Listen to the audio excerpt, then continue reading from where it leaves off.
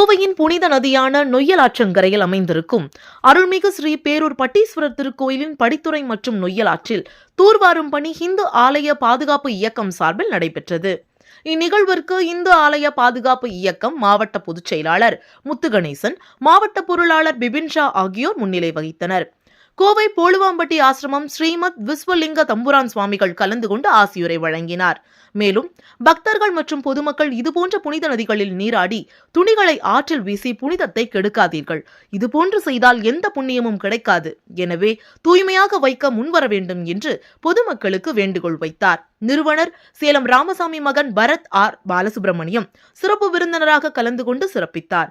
இதுகுறித்து நிர்வாகிகள் பேசுகையில், இந்த அமைப்பானது 25 ஆண்டுகளுக்கும் மேலாக உழவார பணிகளை மேற்கொண்டு வருகிறது. கோவை மற்றும் தமிழகத்தில் உள்ள பெரும்பாலான கோயில்களில் உழவார பணிகள் செய்து வருகிறோம் என்றனர். மேலும் எங்கள் அமைப்பானது பல்வேறு இந்து ஆலயத்தின் சொத்துக்களை மீட்டுள்ளது.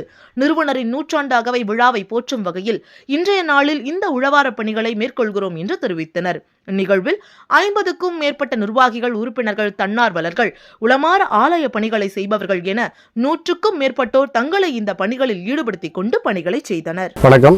இந்து ஆலய பாதுகாப்பு இயக்கம் கோவை மாநகரில் இன்னைக்கு பேரூர் படித்துறையில் உழவார பணி செய்கிறோம். இந்த அமைப்பு கோவை மாநகரில் 25 வருஷத்துக்கு மேலே உழவார பணி பண்ணிட்டு இருக்கிறோம். கோயம்புத்தூரில் இருக்கக்கூடிய பெரும்பாலான கோயிலில் எல்லா கோயிலையும் ஞாயிற்றுக்கிழமை உழவார பணி செய்கிறோம். இன்னைக்கு பேரூர் படித்துறையில் இன்னைக்கு விசேஷமாக நாங்கள் உழவார பணி பண்ணுறோங்க. கோயில், கோணியம்மன் கோயில், தண்டுமாரியம்மன் கோயில், லட்சுமி நரசிம்மர் கோயில், கோட்டை சங்கமேஸ்வரர் கோயில், கரியவரதராஜ் பெருமாள் கோயில், வேணுகோபால் கோயில், சுந்தராபுரத்தில் சித்தி விநாயகர் கோயில், வடபள்ளியில் மருதமலை விநாயகர் கோயில், இப்படி கோவை மாநகரில் பெரும்பாலான இடத்துல நாங்கள் உழவார பணி பண்ணிகிட்டு இருக்கிறோங்க. இன்றைக்கி என்ன விசேஷம்னா, அதை பற்றி சேலம் ராமசாமி ஐயா, இந்த இயக்கத்தினுடைய நிறுவனர், அவருடைய 100வது பிறந்த தினம். அதனால் இன்றைக்கி அது விசேஷமாக நம்ம படித்துறையில் பண்ணுறோங்க. சேலம் ராமசாமி ஐயா அவர்களுடைய மகன் பாலசுப்ரமணிய ஐயா இருக்கிறாரு, அவரை பற்றி சொல்லுவாருங்க. வணக்கம், என் பேர் பாலசுப்ரமணியம். சேலம் ராமசாமியோட சன்ன. சேலம் ராமசாமி இந்த இந்து ஆலய பாதுகாப்பு கமிட்டி அப்படிங்கிறத ஆரம்பித்தது 1966. எதுக்காக அப்படின்னு சொன்னால், இந்து கோவில்களை பாதுகாக்கணும், இந்து கோவில்களோட சொத்தை பாதுகாக்கணும் அப்படிங்கிற நோக்கத்தோடு ஆரம்பித்தது தான். இது வரைக்கும் நிறைய கோவிலுடைய சொத்தை எடுத்து பாதுகாப்பு பண்ணியிருக்கு, கோவிலுக்கே சேர்த்துருக்கு. இந்த மாதிரி நிறைய விஷயங்கள் இந்து ஆலய கமிட்டி மூலமாக பண்ணியிருக்கு. இன்னைக்கு 100ஆண்டு விழா, ராமசாமிஜி பிறந்த நாள் 1/7/1925 அது 100ஆண்டு விழா அப்படிங்கிறதுனால இன்னைக்கு ஸ்பெஷலாக இந்த படித்துறையில் உழவார பணி பண்ணணும் அப்படின்னு சொல்லி இந்து ஆலய பாதுகாப்பு மூலமாக பண்ணியிருக்கு. நமங்க இந்து ஆலய பாதுகாப்பு இயக்கம் சார்பாக இன்னைக்கு ரொம்ப அற்புதமாக படித்துறையில், பேரூர் படித்துறையில் அவங்களுடைய தூய்மை பணியை துவங்கியிருக்காங்க.